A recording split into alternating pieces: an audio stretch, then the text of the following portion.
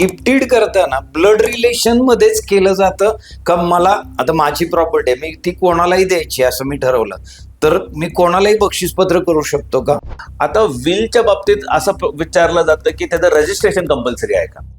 कोणत्या परिस्थितीमध्ये आपण एक गिफ्ट डीड किंवा विल किंवा सेटलमेंट डीड केलं पाहिजे? माणूस त्याच्या लाईफ टाइम मध्ये कितीही विल करू शकतो. प्रोबेट म्हणजे एक्झॅक्टली काय असतं आणि कोणत्या डॉक्युमेंटला ते लागू होतं? त्या तिन्ही मध्ये ना सामान्यतः लिटिगेशन जे होऊ शकतं ते विल मध्येच होऊ शकतं. रिवोक करायला काही प्रोव्हिजन आहेत का? काही रिवोकेबलच असतं? तुम्ही स्वतः यातले एक्सपर्ट्स आहात तर तुम्ही काय सजेस्ट कराल की यातलं काय केलं पाहिजे? नमस्कार.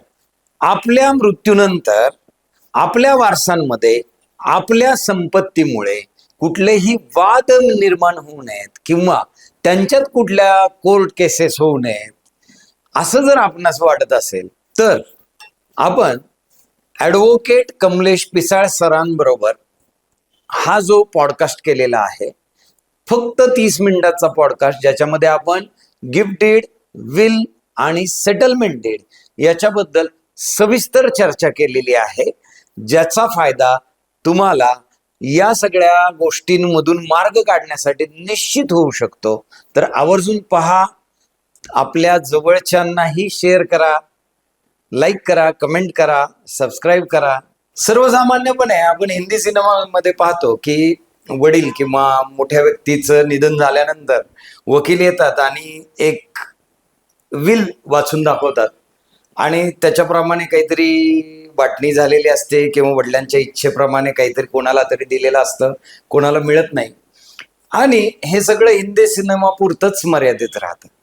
पण सर्वसामान्य माणसांपर्यंत या सगळ्या गोष्टी लागू होतात का? किंवा सर्वसामान्य माणसांना त्याचा उपयोग किंवा सर्वसामान्य माणसाने या सगळ्या गोष्टी कराव्यात का, केल्या पाहिजेत का? येस. तर आजचा विषय जो आहे तो असाच आहे, गिफ्ट डीड, विल आणि सेटलमेंट डीड. या विषयावरती आपण जाणून घेणार आहे की आपल्या सर्वसामान्य माणसांच्या आयुष्यात याचं काय रोल आहे आणि यासाठी आपले प्रसिद्ध विधितज्ञ ॲडव्होकेट कमलेश पिसाळ आज आपल्या बरोबर आहेत आणि हे याबद्दल आपल्याला मार्गदर्शन करणार आहेत. नमस्कार कमलेश. नमस्कार. हा जो विषय आहे म्हणजे आम्हाला गिफ्ट डीड, विल आणि सेटलमेंट डीड असे 3 काहीतरी प्रकार असतात. म्हणजे मला तरी वैयक्तिक म्हणाला तर फक्त मृत्यूपत्र एवढी एक गोष्ट माहिती आहे, पण हे काय नक्की असतात हे 3 जरा आम्हाला सहज सोप्या भाषेत कळेल असं सांगा. आता सर्वप्रथम गिफ्ट डीड हा जर प्रकार आपण बघितला तर तो गिफ्ट ह्या शब्दातच त्याचा अर्थ दडलेला आहे. गिफ्ट म्हणजे एखादी व्यक्ती त्याची स्वकष्टार्जित मिळकत त्याच्या आयुष्यात, that means with in his life time, एखाद्याला गिफ्ट करत असेल, बक्षीस देत असेल, तर तो एक डॉक्युमेंट ज्या डॉक्युमेंटनी ही प्रॉपर्टी ट्रान्सफर होते, म्हणजे ट्रान्सफर ऑफ प्रॉपर्टी ऍक्ट जो आहे त्याच्यानुसार हा डॉक्युमेंट केला जातो. आणि म्हणजे थोडक्यामध्ये ही प्रॉपर्टी तो जिवंत असतानाच त्याला जर हस्तांतर करायचे असेल त्याच्या लाडक्या व्यक्तीला किंवा त्याला ज्याला इच्छा आहे की ती प्रॉपर्टी त्याला हस्तांतरित व्हावी आणि त्याचा लाभ त्या व्यक्तीने त्याच्या लाईफ टाईम मध्येच घ्यावा, म्हणजे देणाऱ्याच्या. जो गिफ्ट देतो त्याला डोनर म्हणतात आणि ज्याला गिफ्ट दिली जाते त्याला डोनी म्हणतात. ओके. जेव्हा डोनर इम्मुएबल प्रॉपर्टी, आता गिफ्ट हे साधारणपणे इम्मुएबल प्रॉपर्टीचे म्हणजे स्थावर मिळकतीबाबत केलं जातं आणि ज्यावेळेस ही प्रॉपर्टी हस्तांतर होते तर त्यावेळेस त्या व्यक्तीने, डोनीने ती स्वीकारली पाहिजे. ओके. म्हणजे डोनरला फक्त प्रॉपर्टी देऊन उपयोग नाही तर डोनीने ती स्वीकारली देखील पाहिजे. अच्छा. तर कायद्यामध्ये हे डॉक्युमेंट जे आहे, गिफ्ट डीड डॉक्युमेंट जे आहे, त्याचं महत्व असं आहे की जो व्यक्ती ती प्रॉपर्टी दान करतो किंवा गिफ्ट करतो, ही ceases to be the owner on the day the document is executed. म्हणजे तो त्याची मालकी संपुष्टात येते. अच्छा. आणि ज्याला ती प्रॉपर्टी दिली जाते तो त्या प्रॉपर्टीचा त्या तारखेपासून की त्या वेळेपासून तो मालक होऊ जातो. बर. हा झाला गिफ्ट डीड. एक मिनिट, मला इथे एक प्रश्न विचार, गिफ्टेड करताना ब्लड रिलेशन मध्येच केलं जातं का? मला आता माझी प्रॉपर्टी आहे, मी ती कोणालाही द्यायची असं मी ठरवलं तर मी कोणालाही बक्षीसपत्र करू शकतो का? गिफ्ट डीड हे तुम्ही ब्लड रिलेशन मध्ये दिलं पाहिजेत असं काही नाही. अच्छा. तुम्ही ब्लड रिलेशनच्या बाहेर देऊ शकता. तुमची प्रॉपर्टी तुम्ही एका संस्थेला देखील देऊ शकता. हा. तुम्हाला जर वाटलं की माझी प्रॉपर्टी एखाद्या शैक्षणिक संस्थेला उपयुक्त आहे त्याला देऊ शकता तुम्ही. फक्त ज्यावेळेस तुम्ही ब्लड रिलेशन मध्ये दिलं जातं त्या त्या राज्याचे कायदे वेगळे आहेत, त्याला तुम्हाला स्टॅम्प ड्युटीमध्ये कन्सेशन मिळतं. हो. जर तुम्हाला ब्लड रिलेशन मध्ये काही रिलेशन डिफाईन केलेत कायद्यामध्ये, इव्हन हजबंड वाईफ असतील किंवा वडील मुलाला देत असेल किंवा आई मुलाला देत असेल, असे काही रिलेशन्स डिफाईन केलेले आहेत स्टॅम्प ऍक्ट मध्ये की त्या रिलेशन मध्ये तुम्ही गिफ्ट डीड केलं तर ते तुम्हाला स्टॅम्प ऍक्ट मध्ये सवलत तुम्हाला मिळू शकते. आता मुद्दा महत्वाचा असा आहे की हे डॉक्युमेंट रजिस्ट्रेशन असणं गरजेचं आहे का? तर कायदा सांगतो की yes, gift deed registration compulsory आहे. जर रजिस्टर नसेल तर ते डॉक्युमेंटला व्हॅलिडिटी नाहीये. ओके. राईट, हा एक भाग झाला त्यामध्ये. गिफ्ट डीड हे रायटिंग मध्ये हवं आहे का? तर येस, गिफ्ट डीड हे लेखी स्वरूपात पाहिजे. गिफ्ट डीडचं नुसतं स्टॅम्प ड्युटी भरून उपयोग नाही, तर रजिस्ट्रेशन घेऊन ते it has to be duly stamped. तर ह्या ज्या सगळ्या पॅरामीटर्स जर पूर्ण होत असतील तर तुम्हाला गिफ्ट डीड व्हॅलिड होऊ शकतं. म्हणजे कॉन्ट्रॅक्ट ऍक्टचे जे काही पॅरामीटर्स आहेत ते फुलफिल झाले तरच ते गिफ्ट डीड व्हॅलिड होऊ शकतं. आता हे झालं गिफ्ट डीड बद्दल. आता विल आणि सेटलमेंट डीड या गिफ्ट डीड पासून वेगळ्या गोष्टी आहेत. मग विल म्हणजे नक्की काय? आणि विल म्हणजे काय होतं की स्वतःच्या मृत्यूनंतर आपली जी स्वकष्टार्जित मालमत्ता आहे त्याची विल्हेवाट कशी लावावी किंवा ती कुणाला मिळावी, हा हा जो प्रकार आहे किंवा हा. आपण हे त्याला मी कायद्यामध्ये म्हणजे तुम्ही ठरवणार. कायद्यामध्ये कसं आहे की जो विल करतो त्याला टेस्टॅटर म्हटलं जातं. ती Okay. संज्ञा आहे टेस्टॅटर. इट्स अ टेस्टामेंटरी सक्सेशन थोडक्यामध्ये. म्हणजे थोडक्यात फरक असा आहे की हिंदू सक्सेशन ऍक्ट नुसार एखाद्या व्यक्तीच्या मृत्यूनंतर ती प्रॉपर्टीचा क्लास 1, जर क्लास 1 असते ते क्लास 1 एअरला मिळते, क्लास 1 नसतील तर क्लास 2 ला मिळते वगैरे वगैरे. परंतु विलनी ते डेव्हिएशन होतं. म्हणजे जे नॅचरल सक्सेशन जे आहे कायद्याप्रमाणे त्याला जर डेव्हिएट करायचं असेल तर तो व्यक्ती विल बनवतो. ओके. की बाबा त्याची जी काही इच्छा असते की माझ्या मृत्यू पश्चात हा. माझ्या मिळकती ज्या आहेत त्या कुणाला मिळाव्यात किंवा त्याचा उपभोग कुणी घ्यावा, तर ती जी तो इच्छा व्यक्त करतो आणि ज्या डॉक्युमेंटमध्ये तो इच्छा व्यक्त करतो त्या डॉक्युमेंटला विल असं संबोधलं जातं. परंतु त्याचा इफेक्ट हे त्याच्या मृत्यूनंतरच असतं. अच्छा, जिवंत असेपर्यंत जिवंत असेपर्यंत त्याचा इफेक्ट होत बक्षीसपत्रात- नाही. जसं बक्षीसपत्रात विरुद्धार्थी आपण बघितलं की बक्षीसपत्रात ज्या मोमेंटला ते डॉक्युमेंट एक्झिक्यूट केलं जातं त्याच मोमेंटला तो ट्रान्सफर होतं. विल मध्ये त्याच्या मृत्यू पश्चात ट्रान्सफर होतं ते. आता विलचा म्हणजे विल हे लेखी स्वरूपात असला पाहिजेत का? तर हो, त्याला म्हणजे ते लेखी स्वरूपात पाहिजेत. त्याला 2 विटनेसेस पाहिजेत आणि ते विटनेसेस पण असे हवेत की ते त्याचे ब्लड रिलेशन मधले नसावेत.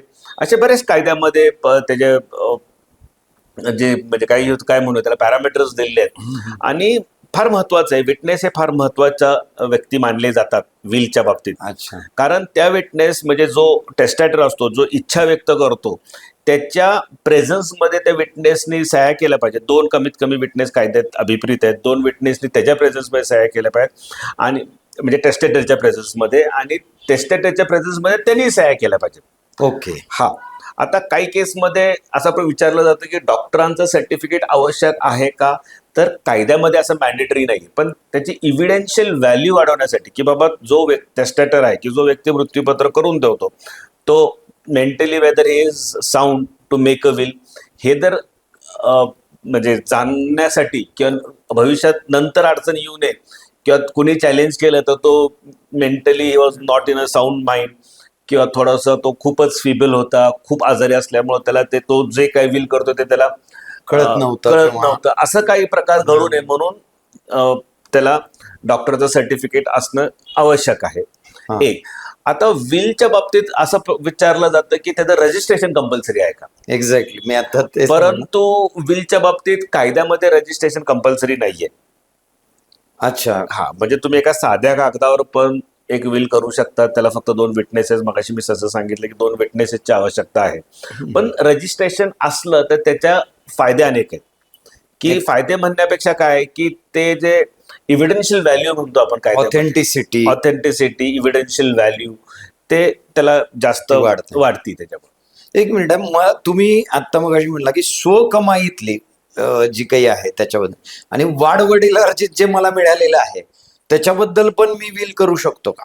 आता एक लक्षात आहे, सिम्पल आहे. गिफ्ट असू किंवा विल असू किंवा सेटलमेंट डेट मध्ये तुम्ही एखादी प्रॉपर्टी दुसऱ्यांना जेव्हा हस्तांतर करता त्यावेळेस ती प्रॉपर्टी तुमची असली पाहिजे. तर तुम्ही दुसऱ्याची किंवा त्यात कॉमन इंटरेस्ट जर असतील कुणाचे तर अच्छा, ते हा, हा. व्हॅल्यू ट्रान्सफर होऊ शकणार नाही.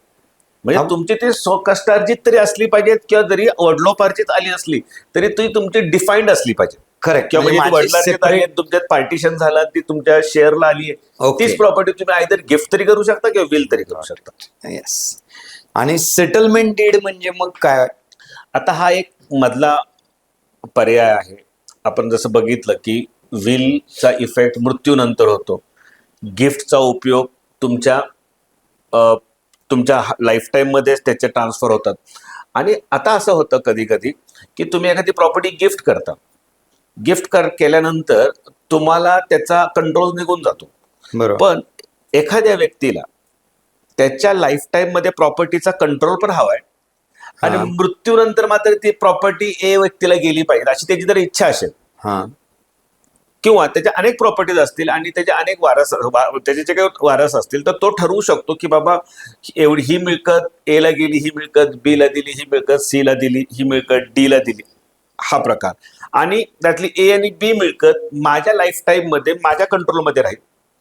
त्याचा जो काही उत्पन्न असेल, त्याचे जे काही बेनिफिट्स असतील ते मला मिळतील आणि माझ्या मृत्यूनंतर त्या मिळकती ए आणि बी ला जातील. Okay. ही जर तुम्हाला अरेंजमेंट करून ठेवायची असेल असेल तर मात्र सेटलमेंट डीड हे आम्ही ऍडवाइस करतो. अच्छा, म्हणजे प्रॉपर आपण वाटणी पत्रच थोडक्यात असं जवळपास. जवळपास. ओके. आता कोणत्या परिस्थितीमध्ये आपण एक गिफ्ट डीड किंवा विल किंवा सेटलमेंट डीड केलं पाहिजे? म्हणजे आता मी जसा यंग आहे किंवा अजून माझी मुलं कमावती नाहीयेत, मग आत्ताच केलं पाहिजे, त्याला काही एजचा क्रायटेरिया आहे का किंवा काही सर्कमस्टेन्सेस अवतीभोवती घडणाऱ्या कुठल्या घटना, म्हणजे मी कसा डिसिजन मी कसा घ्यायचा की यातलं मी काय करावं आणि कधी करावं? ह्या दोन गोष्टी आहेत. कायद्यामध्ये असं कुठेही लिहिलं नाहीये की किंवा कायदा असा काहीच सांगत नाही की तुम्ही विल कधी करावं, कारण मृत्यू हा अनिश्चित आहे. बरोबर. करेक्ट. आणि तुम्हाला एखादी जी प्रॉपर्टी तुम्हाला तुमची प्रॉपर्टी गिफ्ट करायची असेल तर तुम्ही ते कधीही करू शकता. Any time. बेसिक गोष्टी काही आहेत त्यामधल्या म्हणजे तुम्ही संज्ञान असलं पाहिजे. कारण कॉन्ट्रॅक्ट कुठलंही contract if you are getting into a contract you should be a major person. त्यामुळं तुम्ही संज्ञान असणं आवश्यक आहे. जी प्रॉपर्टी तुम्ही गिफ्ट करताय की जी प्रॉपर्टी तुम्ही विल मध्ये देताय त्याची तुम्हाला मालकी असणं गरजेचं आहे. बरोबर. एवढं असलं पुष्कळ झालं. तुम्हाला कुठलाही म्हणजे वयाची अट अशी नाही. ओके. आता मला आणि एक प्रश्न असा विचारायचा आहे, म्हणजे आता हे ठीक आहे पण जसं आता आपण कुटुंब म्हणलं की नवरा बायको, तर नवरा बायकोची एकत्र म्हणजे विल असू शकते का किंवा त्यांनी ती सेपरेट ते करू शकतात का? आणि जर सेपरेट केली आणि त्याच्यात जर काही कॉन्ट्रोवर्सी असेल, म्हणजे समजा मी म्हटलं माझी अमुक एक जी कॉमन मिळकत आहे हा पार्ट मी मुलाला द्यावा आणि माझ्या पत्नीचं असं म्हणणं आहे की तो पार्ट मुलीला द्यावा, मग अशी वाटणी, तर असं काही कॉन्ट्रोवर्शियल हे असू शकतं का? किंवा बेसिकली मगाशी जसं सांगितल्याप्रमाणे जो व्यक्ती टेस्टॅटर जो व्यक्ती विल करतो तो त्याची स्वतःचीच मिळकत बरोबर ट्रान्सफर करू विलने ट्रान्सफर करू शकतो किंवा गिफ्टने ट्रान्सफर करू शकतो. अनेक वेळा असं होतं की एखादा फ्लॅट आहे जो नवरा बायकोच्या नावाने जॉईंट आहे. हा. करेक्ट.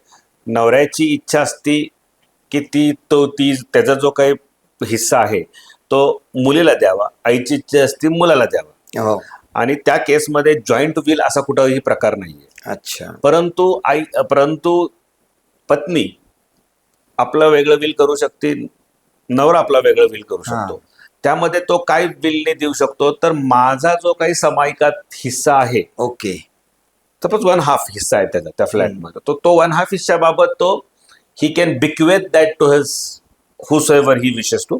आणि सिमिलरली पत्नी तिचा जो हिस्सा आहे कॉमन मधला तो ती देऊ शकते कोणाला वेगळा. म्हणजे ती आता हे गिफ्ट विल, गिफ्ट किंवा विल किंवा सेटलमेंट जे काही आहे हे कुठल्या कायद्याखाली नियंत्रित केले जातात का? ऑफकोर्स, म्हणजे गिफ्ट मगाशी मी जसं सांगितलं की ट्रान्सफर ऑफ प्रॉपर्टी खाली आहे. विल जो प्रकार आहे तो इंडियन सक्सेशन ऍक्ट खाली आहे. अच्छा. किंवा सेटलमेंट डीड हा नॉर्मली कॉन्ट्रॅक्ट प्लस आपल्याला ट्रान्सफर ऑफ प्रॉपर्टी ऍक्ट ह्या कायद्याच्या चौकटीतच तो करणं आवश्यक आहे. आणि ह्याचं रजिस्ट्रेशनच्या बाबतीत जो मी सांगितलं तर number 1 gift deed it is mandate to be registered. Number 2 will not required. हा, विलला गरज नाही, तुम्ही रजिस्ट्रेशन इज नॉट रिक्वायर्ड. आणि इवन तुमचं जे सेटलमेंट डीड जे करतो त्याचं रजिस्ट्रेशन मात्र मॅन्डेटरी. अच्छा, compulsory registration is important and it has to be duly stamped. अच्छा, म्हणजे विलला फक्त असं आहे की तुम्ही रजिस्ट्रेशन केलं नाही केलं तरी काही फरक पडत नाही. मग आता असं असताना पण मी पाहिलं की बरेच जण विल रजिस्टर करतात, मग त्याचा फायदा होतो कारण तो जो इव्हिडेन्शियल व्हॅल्यू मी जसं सांगितलं हा. की त्याला थोडासा कायद्यामध्ये त्याला अपर एज मिळतो. हा. आणि ते तुम्हाला जस्ट मृत्यूनंतर काय नॉर्मली आमचा अनुभव असा आहे की विल हे बहुतांशी चॅलेंज होतं. आणि जे मेजर फॅमिलीमधले जे डिस्प्यूट्स असतात ते विलमुळे होतात. बरोबर. कारण त्याला सिम्पल आहे की तुम्ही जे नॅचरल लिगल एअर्स असतात त्यांना डेव्हिएट करून तुम्ही ती प्रॉपर्टी दुसऱ्याला दिलेली असते. त्यामुळं जे नॅचरल लिगल एअर्स आहेत ते चॅलेंज करतात. किंवा अनेक वेळा असं होतं की मेजर पोर्शन किंवा एखादी चांगली प्रॉपर्टी त्यातली ज्याला ज्याचं व्हॅल्युएशन जास्त आहे ती प्रॉपर्टी एका वारसाला दिली जाते किंवा एका व्यक्तीला दिली जाते आणि इतरांना थोडी कमी व्हॅल्यूची प्रॉपर्टी दिली जाते. त्यामुळे हा डिस्प्यूट हा नॉर्मली होतो. अच्छा. त्यामुळे आम्ही ऍडवाइस असं करतो की विल करायला टाळा तुम्ही, पेक्षा तुम्ही गिफ्ट डीड करा. पण गिफ्ट डीडचा प्रॉब्लेम असा होतो की तुम्ही मला इमिजिएट ट्रान्सफर होतं. आणि मग त्यापेक्षा मधला मार्ग म्हणजे सेटलमेंट डीड, की तुम्ही प्रॉपर्टीचा सेटलमेंट डीड करा. तुमची जी मिळकत आहे तुम्हाला कुणाला द्यायची त्याप्रमाणे तुम्ही द्या, ते डॉक्युमेंट रजिस्टर करा आणि तुमच्या लाईफ टाईम इंटरेस्ट जो आहे तोपर्यंत तुम्ही ती प्रॉपर्टी तुमच्याकडे ठेवा आणि मृत्यूपश्चात तुम्ही त्याची तुमच्या इच्छेप्रमाणे ती प्रॉपर्टी तशी डिव्हॉल्व होईल. ओके. आता हे समजा आता मला विल करायचं किंवा गिफ्ट डीड करायचं तर ह्याची प्रोसेस कशी असते, म्हणजे एक सोप्या भाषेत की कशा पद्धतीनं आपण गेलं पाहिजे, म्हणजे काय प्रोसेस असते याची? आता गिफ्ट डीड तुम्हाला करायचे असेल तर तुम्हाला सामान्यपणे त्या प्रॉपर्टीचं व्हॅल्युएशन काढलं जातं. ओके. प्रॉपर्टीचं व्हॅल्युएशन काढल्यानंतर जे काही केवायसी डॉक्युमेंट्स दोन्हीचे आणि डोनरचे जे असतात जसं की आधार कार्ड, पॅन कार्ड किंवा तुमचं driving licence for your identification purpose, ते प्रॉपर्टी कार्ड लागतं त्याचं, हे जे सगळे 2 फोटोज लागतात, आय कार्ड फोटो. अच्छा. आणि तुम्हाला विटनेसेस लागतात आणि तुम्हाला ते सब रजिस्टर ऑफ ॲश्युरन्स कडे जाऊन तुम्ही तो डॉक्युमेंट रजिस्टर करू शकता. हे झालं गिफ्ट डीडच्या बाबतीत. सिमिलरली तुम्हाला विल करायचं असेल तर विल त्याचं खूप फ्लेक्झिबल आहे. तुम्ही विल केलं, आज रजिस्टर केलं, त्याचे जे काही तुम्हाला विटनेसेस आहेत तेवढेच आवश्यक आहेत. त्याला स्टॅम्प ड्युटी किंवा रजिस्ट्रेशनची काही फार चार्जेस नाही आहेत. त्यात मिनिमम जो काही स्टॅम्प ड्युटी आहे तेवढी तुम्हाला पे करायला लागतील. रजिस्ट्रेशन पण फार मिनिमम चार्जेस आहेत. स्टॅम्प ड्युटी प्रत्येक ह्याच्यात वेगळी असते, वेगळी असते. डीडची, विलची आणि म्हणजे सेटलमेंट त्याची स्टॅम्प ड्युटी नाहीच आहे. अच्छा. फक्त रजिस्ट्रेशनला तुम्ही मिनिमम स्टॅम्प ड्युटी किंवा रजिस्ट्रेशन चार्जेस तुम्हाला भरायला लागतात. सेटलमेंट डीडला मात्र तुम्हाला त्याचे जे काही प्रॉपर्टीज आहेत त्याचं व्हॅल्युएशन प्रमाणे त्याचा जो काही रेडे रेकनर असेल त्याप्रमाणे त्याची स्टॅम्प ड्युटी कॅल्क्युलेट केली जाते. आणि ते शहरावाईज पण डिपेंड आहे. तुमचे म्युनिसिपल लिमिट्समध्ये असतील तर त्याचा जो पर्सेंटेज आहे अच्छा ते पर्सेंटेज डिफर होतं. कॉर्पोरेशन लिमिट्समध्ये, म्युनिसिपल लिमिट्समध्ये आणि ग्रामीण भागामध्ये असं ते डिफर होत जातं. आता मला एक प्रश्न असा आहे की मी गिफ्ट डीड केला किंवा विल केले ते आणि सेटलमेंट डीड असं आपण धरून चालू की 3 वेगवेगळ्या व्यक्ती आहेत आणि त्यातल्या कोणाला वाटलं की हे रिवोक करावं, तर रिवोक करायला काही प्रोव्हिजन आहेत का? काही रिवोकेबलच असतं, म्हणजे याच्याबद्दल जरा एक घेऊया आपण जर विलचा संदर्भ जर घेतला तर माणूस त्याच्या लाईफ टाईम मध्ये कितीही विल करू शकतो. अच्छा, म्हणजे मी चेंज करू शकतो. इट इज त्याचा मृत्यू होतोपर्यंत अनेक विल करू शकतो. पण कायद्यामध्ये जे शेवटचं विल आहे ते ग्राह्य धरलं जातं. आणि जे एकदा विल केल्यानंतर तो जो दुसऱ्यांदा विल करतो किंवा पहिल्याच विलला काही ऍडिशन करू शकतो, त्याला कोडिसिल म्हणतात कायद्यामध्ये. कारण जर सपोज त्याने एक विल केला आणि त्याला वाटले काही मिळकती राहिल्यात किंवा काही मिळकती त्याच्या इच्छेनुसार आता इंटरचेंज करावी, तर तो सबसिक्वेंट डॉक्युमेंटनी करू शकतो, कोडिसेलनी तो डॉक्युमेंट करू शकतो. पण मग कुठलं ग्राह्य धरायचं, पहिलं, दुसरं, तिसरं, चौथं, तर जे मृत्यूच्या अगोदर जे शेवटचं लास्ट डॉक्युमेंट जे असेल किंवा लास्ट विल जे असेल, that is to be considered as the final. आणि सोपा म्हणजे दरवेळी साक्षीदार तेच असले पाहिजेत असं काही आहे नॉट का? नेसेसरी. तसं काही नाही. साक्षीदार तुम्ही बदलू शकता. हा फक्त ते अनबायस्ड असले पाहिजेत, Unbiased असले पाहिजेत ब्लड रिलेशन मधले नसावेत. करेक्ट. ओके, आता हे झालं विल बद्दल. आता गिफ्ट डीड बद्दल काय? सामान्यतः गिफ्ट एकदा एक्झिक्यूट झालं ना तर ते इरिओकेबल होतं. अच्छा. कायद्यामध्ये तुम्हाला गिफ्ट रिवोक करता येत नाही. तुम्हाला जर गिफ्ट रिवोक करायचं असेल किंवा तुम्हाला जर असे उद्या केस मांडायची असेल कोर्टात की ही गिफ्ट मला फसवून केलंय किंवा माझ्यावर अंड्यू इन्फ्लुएन्स केलाय किंवा माझ्यावर जबरदस्ती करून माझ्याकडनं गिफ्ट लिहून घेतलं, हा, ज्याला दिलं, तर तुम्हाला मात्र कोर्टातच जावं लागतं आणि कोर्टामध्ये तुम्हाला कॅन्सलेशन डीड दाखल करावं लागतं किंवा सूट दाखल करून ते गिफ्ट कॅन्सल करू शकता तुम्ही. अच्छा. तुम्हाला दावा करणं आवश्यक आहे त्या केसमध्ये.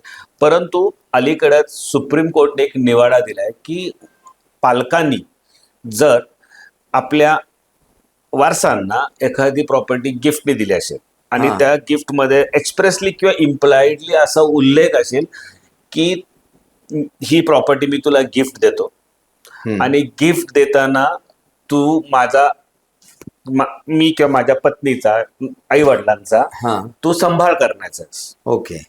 आणि तू सांभाळ करणार आणि तू कंडिशनल गिफ्ट हे नसतं. हा, परंतु त्यामध्ये त्याने एक इच्छा व्यक्त केली आहे की तू सांभाळ कर. तो म्हणजे नॅचरली की आई वडिलांची इच्छा एवढीच असते की माझ्या मुलांनी सांभाळ करावा आणि त्याचा जो काही खर्च आहे त्यासाठी ही प्रॉपर्टी तुला आम्ही गिफ्ट दिली. आता मात्र अशा केसमध्ये जर त्या मुलांनी किंवा त्या मुलीनी प्रॉपर्टी गिफ्टनी मिळाल्यानंतर सांभाळ करण्यास नकार दिला किंवा निग्लेक्ट केलं आई वडिलांना, तर मात्र एक कायदा आहे, maintenance and welfare of parent and senior citizen act 2007. ह्या कायद्याअंतर्गत सुप्रीम कोर्टने निवाडा दिलेला आहे की जर वडिलांची किंवा आईची देखभाल त्या व्यक्तीने केली नाही किंवा मुलांनी किंवा मुलीनी केली नाही की ज्यांना ही प्रॉपर्टी दिली त्यांनी केली नाही, तर ते गिफ्ट रिवोक करू शकतात without going into the court. तेवढं मात्र हे एक्सेप्शन आहे. अच्छा. पण आणि तिसरा, आपल्याला गिफ्ट डीड आपलं सेटलमेंट डीडच्या बाबतीत एकदा जर सेटलमेंट डीड झालं तर सर्वच ते इरिओकेबल होतं. एकदा तुम्ही सेटलमेंटनी प्रॉपर्टी डिस्ट्रीब्यूट केली की ती परत नाही घेता येत. परत ती नाही घेता येणार. ओके. आता अजून एक प्रश्न की प्रोबेट म्हणजे एक्झॅक्टली काय असतं आणि कोणत्या डॉक्युमेंटला ते लागू होतं? प्रोबेट हा सामान्यपणे हे प्रेसिडेन्सी टाउन्स जे आहेत म्हणजे मुंबई आहे, चेन्नई आहे आणि कलकत्ता आहे, ह्या 3 शहरांना हे लागू आहे.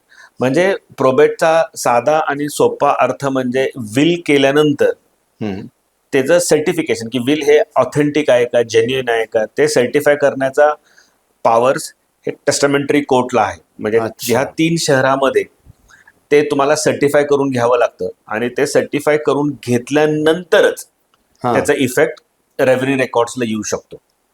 पण हे मॅन्डेटरी फक्त ह्या 3 शहरात आहे आणि इतर शहरात मात्र हे मॅन्डेटरी नाहीये. परंतु एखाद्या केसमध्ये ते डिस्प्यूट झालं तर मात्र तुम्ही ते प्रोबेट असलं तुमच्याकडं तर तुम्हाला ते प्रोबेटचा फायदा होऊ शकतो. ओके. कमलेश, मला असं विचारायचं की तिन्ही मध्ये जर आपण लिटिगेशन जर झालं काही तर ते सर्वाधिक कुठल्या मुद्द्यांवर होतं? म्हणजे इन जनरल तिन्ही मध्ये ना सामान्यतः लिटिगेशन जे होऊ शकतं ते विल मध्येच होऊ शकतं. कारण विल मध्ये मगाशी जसं मी सांगितलं की जो नॅचरल किंवा जो लिगल एअर्स आहेत त्यांना डेव्हिएट करून नॅचरल सक्सेशनला डेव्हिएट करून प्रॉपर्टी दिली जाते, त्यामुळे लिटिगेशनचा स्कोप तिथं जास्त आहे. आणि तिथं मुद्दे हाच उपस्थित होतात की ज्या व्यक्तीने विल केलं तो he was not in a fit state of mind to execute a will, he was under medical intoxication, मेडिकलचे त्या इन्फ्लुएन्स खाली होता, बरोबर, किंवा तो काय कृत्य करतो हे तो समजू शकत नव्हता स्वतःला, किंवा त्याच्यावर कसा असतो तो जो विल करणारा व्यक्ती नॉर्मली बेड रिटन असतो किंवा झोपून असतो, मग त्याच्यावर काही व्यक्ती प्रेशर आणतात आणि विल करून घेतात. तर हे लिटिगेशन जे क्रिएट होतं ते विल मध्ये जास्ती करून क्रिएट होतं. अच्छा. कारण इथे गिफ्ट डीड आणि सेटलमेंटला ते इमिजिएट इफेक्ट तिथं झालेला असतो, त्यामुळे तिथं कदाचित ते कमी आहे. आता हे विल डिस्प्यूट मध्ये एक सस्पिशियस सर्कमस्टन्सेस म्हणजे ही टर्म काय आहे आणि काय असतात सस्पिशियस सर्कमस्टन्सेस हे आम्ही कायद्याने जस्ट एखादं विल घेऊन एखादा व्यक्ती त्याचं टायटल साबित करायला येतो, त्यावेळेस हा एक डिफेन्स घेतात की ते विल बोगस आहे किंवा ते विल जबरदस्ती करून घेतलेलं आहे त्या व्यक्तीकडनं, टेस्टेटरकडनं, आणि त्या सस्पिशियस सर्कमस्टन्सेस की तो त्यावेळेस इतका टर्मिनली इल होता किंवा तो लिहू शकत नव्हता, किंवा काही काही काही वेळेस असं होतं की एखादी व्यक्ती अडाणी असती पण तिचं विल मात्र इंग्लिश मध्ये केलेलं असतं. कारण विल जी व्यक्ती करते त्याला समजलं पाहिजे की त्या डॉक्युमेंट मध्ये काय लिहिलं, त्याची इच्छा असते. बरोबर, करेक्ट. तर त्या केसमध्ये कधी कधी असं होतं की विल मध्ये तो कधी मराठीत सही करत असतो परंतु त्या विलवर इंग्लिश सही असते, किंवा तो नॉर्मली सही करत असतो पण त्या थंब इम्प्रेशन असतं. असे काही तर सर्कमस्टन्सेस जे क्रिएट होतात, अच्छा, ते सस्पिशियस सर्कमस्टन्सेस म्हणून त्याचा वापर वकील मंडळी कोर्टामध्ये करतात. अच्छा. मग त्याने ते कॅन्सल होऊ शकतं. हो, अच्छा, कॅन्सल होऊ देखील शकतं. ते त्याचं साबित झालं की हे विल अंडर इन्फ्लुएन्स करून घेतलं तर ते कोर्ट कॅन्सल करू शकतं. आता एक अजून मला असा प्रश्न आहे की जनरली कोर्ट्स जे आहे म्हणजे ते फॅमिली सेटलमेंट बाबत एक लिबरल अप्रोच असतो कोर्ट्सचा, तर तो म्हणजे का असतो किंवा कशासाठी घेतात? कारण सेटलमेंट डीड मध्ये काय होतं की सेटलमेंट डीड मध्ये एक तर ते डॉक्युमेंट रजिस्टर असतं, प्रॉपर्टी इमिडिएट ट्रान्सफर होते आणि सर्वांना प्रॉपर्टी, जे सगळे बेनिफिशियरीज आहेत ते सगळ्यांना त्या प्रॉपर्टी डिस्ट्रीब्यूट झालेली असते, त्याची स्टॅम्प ड्युटी भरली असते, त्यामुळे त्याची इव्हिडेन्शियल व्हॅल्यू ही कायम जास्त असते. कारण काय होतं की विल मध्ये काही ठराविक व्यक्तींनाच प्रॉपर्टी दिली जाते, मृत्यूनंतर गिफ्ट मध्ये एकाच व्यक्तीला दिली जाते, पण सेटलमेंट डीड मध्ये सगळ्या व्यक्ती इन्व्हॉल्ड असतात. अच्छा. आता ह्याच्यात जर काही आपण म्हणलं एखादे काही क्लॉजेस आहेत तर कुठले क्लॉजेस महत्वाचे असतात, कुठल्या क्लॉज वरती म्हणजे लक्ष दिलं पाहिजे आपण, किंवा एक्झॅक्टली काय क्लॉजेस घालावेत की जेणेकरून आपलं विल नाही, ह्या तिन्ही डॉक्युमेंट जर आपण पाहिले तर तिन्ही डॉक्युमेंट मध्ये सर्वात महत्वाचा म्हणजे तुम्ही जे स्थावर किंवा जंगम मिळकत, आता म्हणजे विलच्या बाबतीत जर विचार केला तर त्यामध्ये तुम्ही स्थावर आणि जंगम दोन्ही मिळकत म्हणजे मुळेबल इमारत दोन्ही मिळकत त्याचं तुम्ही तुमच्या इच्छेनुसार त्याचं तुमचे जे बेनिफिशरी असतात त्यांना देऊ शकता. गिफ्टच्या बाबतीत दोन्ही असतं, पण जे काही जर इमोवेबल प्रॉपर्टीचं जर गिफ्ट असेल तर ते मॅन्डेटरी टू बी रजिस्टर, पण तर सोनं चांदी किंवा पैसे असतील त्याचं गिफ्ट रजिस्ट्रेशनची काही आवश्यकता नाहीये. ओके. सेटलमेंट डीडला मात्र ते इमोवेबल प्रॉपर्टीच्या बाबतीतच केलं जातं आणि त्यामुळे त्याचं रजिस्ट्रेशन कंपल्सरी. आता महत्वाचा मुद्दा की कोणत्या गोष्टीची दक्षता घेतली पाहिजे तिन्ही बाबत. तर डिस्क्रिप्शन ऑफ प्रॉपर्टी जो प्रकार आहे म्हणजे प्रॉपर्टीचं वर्णन हे स्पष्ट आणि त्याचे सर्वे नंबर असतील किंवा ती जी काही कॉलनी असेल किंवा त्याचा एरिया असेल की त्यामध्ये ॲम्बिग्युटी नसावी. करेक्ट. एक, त्यानंतर तुमची जी इच्छा आहे ती ती ती पण अनएम्बिग्युअस असावी. म्हणजे त्यामध्ये काय होतं की तुम्ही असा जर उल्लेख केला की ही प्रॉपर्टी ह्याला पण दिली आणि त्याला पण दिली, म्हणजे त्यामध्ये कन्फ्युजन क्रिएट होतं. बरोबर. तर क्लॅरिटी असणं फार महत्वाचं आहे डॉक्युमेंटमध्ये. अच्छा, म्हणजे डॉक्युमेंट रीड केल्यावर त्याला व्यवस्थित प्रॉपरली सगळ्यात प्रॉपर्टी आणि ज्या व्यक्तीला तुम्ही देता त्या व्यक्तीचं विल, त्या व्यक्तीचं प्रॉपर नाव असं म्हणतात. उदाहरणार्थ ही प्रॉपर्टी मी अण्णाला दिली, पण अण्णा म्हणजे कोण तर त्या व्यक्तीचं पूर्ण नाव असणं आवश्यक आहे.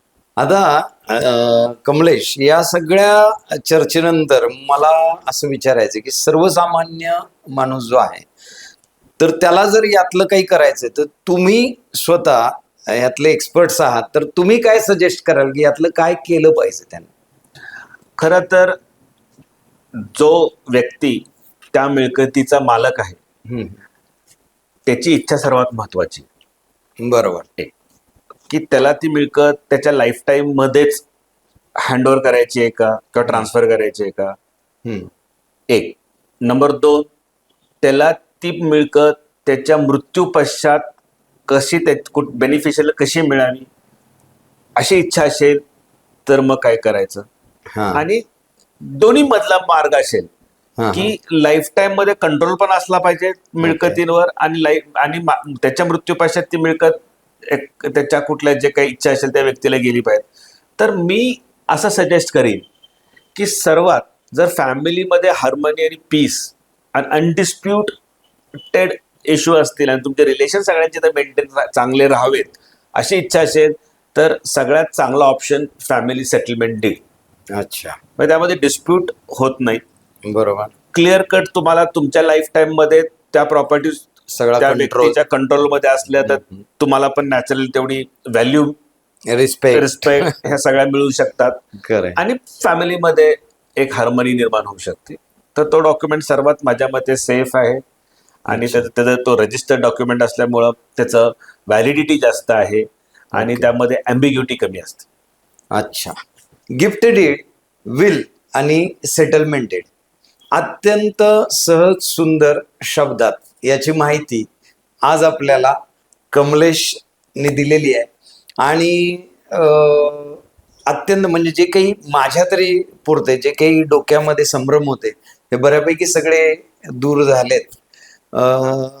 तुम्हाला हा पॉडकास्ट कसा वाटला किंवा तुम्हाला ऐकून तुमच्या मनातले काही संभ्रम दूर झालेत का किंवा तुम्हाला अजून काही त्याच्याबद्दलचे काही प्रश्न आहेत का हे नक्की तुम्ही कमेंटमध्ये आम्हाला सांगा. धन्यवाद कमलेश. नमस्कार.